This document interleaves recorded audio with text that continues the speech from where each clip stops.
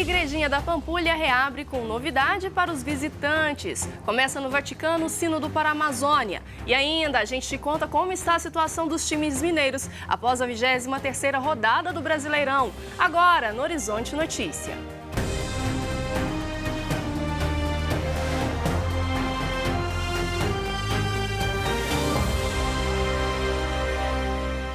Olá! A gente começa o jornal de hoje com uma boa notícia. A Igrejinha da Pampulha foi reaberta para visitação e o repórter André Cristino esteve nesse momento e conta mais detalhes pra gente. Vincenzo é italiano e está há 8 meses em Belo Horizonte. Já virou fã da Pampulha. É maravilhoso isso aqui. É a cartolina postal da Belo Horizonte. É um sonho. Ele ainda não conhecia a Igrejinha da Pampulha por dentro. É que ela estava fechada desde novembro de 2017 para a reforma. A importância dessa obra é que a igreja tinha problemas estruturais, principalmente com relação às trincas do concreto, e que isso estava trazendo problemas de infiltração para as obras de arte e para o próprio telhado da igreja. A igreja foi inaugurada em 1943. Os traços de Oscar Niemeyer ganharam a Companhia das Obras de Arte de Portinari. Foi preciso 1 ano e 3 meses de trabalho de restauração. Então vir aqui, se encantar com esses painéis, se encantar com a beleza, ela nos leva também à dimensão da espiritualidade. A Igrejinha da Pampulha ficará aberta para visitação todos os dias, de 8 da manhã às 6 horas da tarde. No domingo, 10h30 da manhã, haverá celebração de uma missa. E para quem quer se casar aqui, a agenda só será aberta em janeiro do ano que vem. Mas os visitantes têm aproveitado o cenário com o Jardim de Burle Marx e a reabertura da igreja.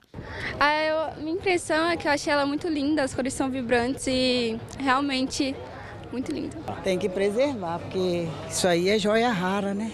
Dom Valmor Oliveira de Azevedo plantou um ipê roxo próximo à igrejinha, símbolo da reabertura do espaço sagrado e da sinergia da igreja com o meio ambiente.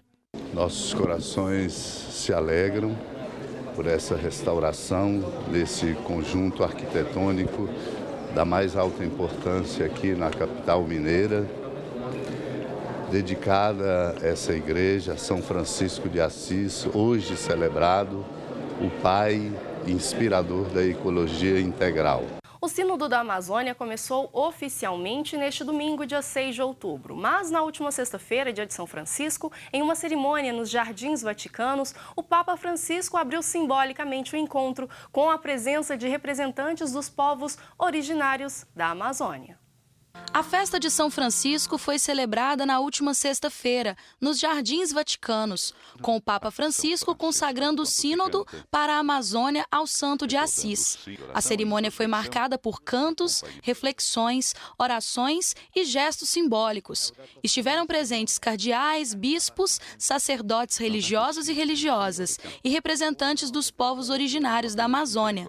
O relator-geral do Sínodo, cardeal Cláudio Umes, foi um dos participantes e fez uma reflexão sobre o papel de São Francisco como modelo e santo padroeiro do Sínodo para a Amazônia. Dom Cláudio, acompanhado de 2 representantes indígenas, ajudou o Papa Francisco a irrigar uma árvore nos Jardins Vaticanos, sob o som de uma versão cantada do Cântico das Criaturas. O solo em que a árvore foi plantada foi enriquecido com a terra de lugares simbólicos para a preservação do meio ambiente. A cerimônia foi concluída com o Papa Francisco rezando o Pai Nosso com os presentes. E durante a missa de abertura do Sínodo dos Bispos para a Amazônia, nesse domingo, Papa Francisco ressaltou o exemplo do apóstolo Paulo, o maior missionário da história da Igreja, que, abre aspas, ajuda-nos a fazer sínodo, a caminhar juntos, fecha aspas. Já na manhã dessa segunda-feira, Francisco advertiu para as colonizações ideológicas e alertou ainda sobre os riscos da mundanidade e afirmou que o sínodo não é um parlamento, e sim um caminhar juntos sob a inspiração do Espírito Santo, que é o protagonista deste encontro.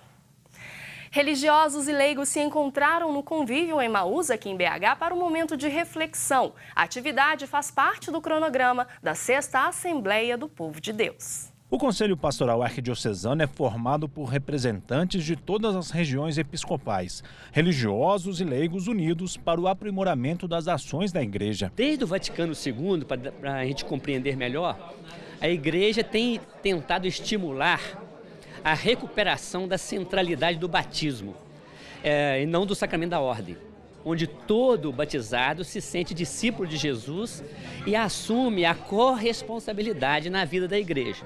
A Assembleia do Conselho dividiu os trabalhos em 4 áreas: a Casa da Palavra, do Pão, da Caridade e da Missão. A ideia é de a gente entender a igreja como casa em primeiro lugar.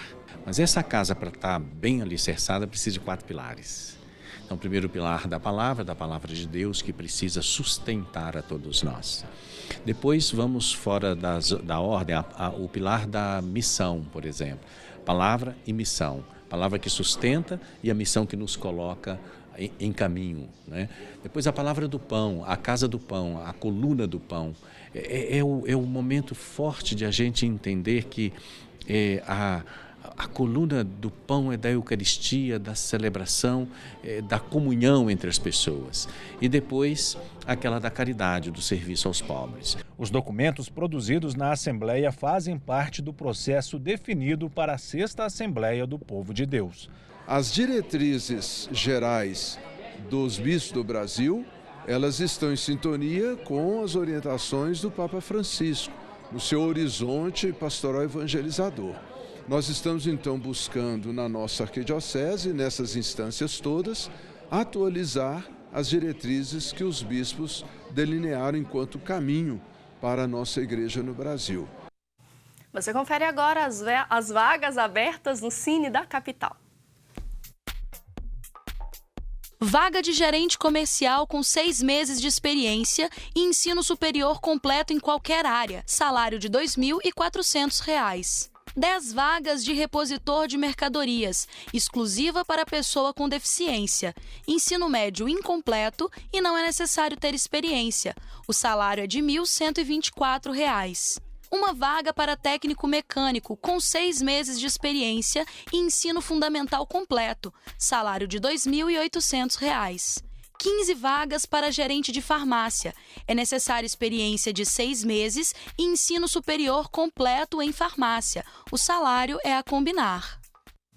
O Cine funciona de segunda a sexta-feira, de 8 da manhã às 5 horas da tarde. Informações no site da Prefeitura ou no aplicativo Cine Fácil. E chegou a hora da gente falar sobre esporte. André Cristino já está aqui comigo. Bom dia, André. Fim de semana de empates para os times mineiros nessa 23ª rodada do Brasileirão? Bom dia, Vanessa. Bom dia a todos. Foi isso mesmo, né? Atlético e Cruzeiro não conseguiram vencer. Eram adversários complicados pelo momento que os clubes mineiros enfrentam e conseguiram empates. O Atlético vai jogar fora de casa contra o Palmeiras, lá em São Paulo. Saiu, o Rodrigo Santana montou um sistema diferente. Jogou com 3 zagueiros. Na hora que estava sem a bola, formava uma linha defensiva de 5 jogadores e isso dificultou para o Palmeiras criar, apesar de ter maior posse de bola no primeiro tempo, o Palmeiras pouco fez contra o Atlético. O Atlético criou as melhores chances e acabou abrindo o placar. Vamos ver os gols da partida. O Natan fez o primeiro gol no finalzinho do primeiro tempo, bateu cruzado ali, 1-0 para o Atlético, mas aos 37 do segundo tempo, o Dudu tabelou com o Gustavo Scar e bateu cruzado para deixar tudo igual, 1-1. Com esse resultado, o Atlético caiu para a 11ª colocação na classificação, vem caindo já tem algum tempo, já chegou a ser o 4º colocado brasileiro, hoje é o 11º. E aí na quinta-feira tem uma outra pedreira pela frente, vai jogar contra o Flamengo, fora de casa, na quinta-feira, 8 horas da noite, um jogo bem complicado, jogar contra o líder do campeonato, né? A boa notícia, digamos assim, é porque o Flamengo não vai ter o lateral Felipe Luiz, não vai ter o Gabigol, então, nem o Arrascaeta, que passou por uma cirurgia. Ou seja, o Flamengo um pouco enfraquecido para enfrentar o Atlético, mas mesmo assim é um grande time. Só um pouquinho enfraquecido, né? Bem pouquinho. Cruzeiro. O Cruzeiro jogou em casa, recebeu o Internacional, foi a estreia de Abel Braga no Mineirão, diante da torcida. Primeiro tempo saiu vaiado, o segundo saiu aplaudido. Vamos ver os gols da partida. O Inter abriu o placar com o Nonato, essa bela jogada do Inter, o Nonato bateu na saída do Fábio. E aí depois teve um lance polêmico. Esse lance aí, o Orejuela caiu na área, o árbitro não tinha dado nada. Só que aí ele foi lá no VAR e marcou o pênalti do Patrick no Orejuela, que o Fred cobrou e deixou tudo igual, 1-1. Na minha opinião, não foi pênalti. Eu ia te perguntar mesmo com o isso. VAR, não foi pênalti. Esse foi um final de semana ruim para o VAR, porque esse jogo, esse pênalti não foi. No jogo do Atlético, teve um pênalti que o árbitro não foi ao VAR para consultar. O Igor Rabelo foi empurrado pelo Felipe Melo dentro da área. No jogo do CSA, foi dado um pênalti que não foi, ou seja, o VAR ainda não se acertou no Campeonato Brasileiro. E aí o Cruzeiro caiu mais uma posição, é 18º e joga amanhã em casa contra o Fluminense, adversário direto nessa briga contra o rebaixamento. Rapidinho, o América? O América vai bem, obrigado. O América joga amanhã contra o líder da Série B, o Bragantino. Vai jogar em casa. A América que está a 1 ponto do G4. Vamos torcer para bater o líder, que isso aí também dá uma moral para o restante da competição. André, que história é essa de Transformers da vida real? Foi um projeto dos vietnamitas. Eles pegaram sucatas daqueles tuk-tuk, sabe? Aqueles carrinhos tradicionais lá da região e fizeram os Transformers. São os UANs. É uma inovação. Vamos ver como é que é essa história. Este robô promete uma revolução no futuro. Mas não estamos falando do uso de inteligência artificial ou militar. Trata-se do primeiro robô produzido a partir de materiais recicláveis e sucatas do mundo. Pelo menos é o que garante o ONI, este protótipo criado no Vietnã. Wan cumprimenta, afirma que é vietnamita e diz mesmo que é reciclado. O imponente dispositivo é inspirado na série de filmes Transformers e a matéria-prima usada por este grupo de jovens chamado Robot Bank Group, acredite, são as bicicletas motorizadas usadas no país asiático, conhecidas popularmente como tuk-tuk. No Vietnã, até o momento, as pessoas usam muitas motocicletas elétricas e acabam descartando partes que ficam velhas no meio ambiente. Queríamos comprar essas partes para criar um robô. Espero que haja um avanço na tecnologia futura que utilize essas partes. E esses jovens são pretensiosos, planejam criar mais modelos robóticos como o ONI e um parque para que o público se aproxime das invenções. E eles garantem, o maior compromisso do mundo é com a reutilização de materiais descartados pelo homem.